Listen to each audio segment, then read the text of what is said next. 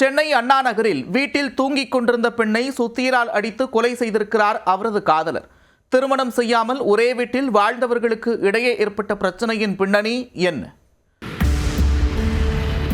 சென்னை அண்ணா நகர் அடுத்த அன்னை சத்யா நகரை சேர்ந்தவர் 48 வயதான சாந்தி. கணவரை இழந்த இவர் கடந்த 15 ஆண்டுகளுக்கு மேலாக ராஜேந்திரன் என்பவருடன் ஒரே வீட்டில் கணவன் மனைவி போல வாழ்ந்து வந்துள்ளார். வியாழக்கிழமை அன்று இரவு சாந்திக்கும் ராஜேந்திரனுக்கும் இடையே திடீர் என்று கடுமையான வாக்குவாதம் ஏற்பட்டுள்ளது. இந்த தகராறில் ராஜேந்திரனை சாந்தி அடித்ததாக கூறப்படுகிறது.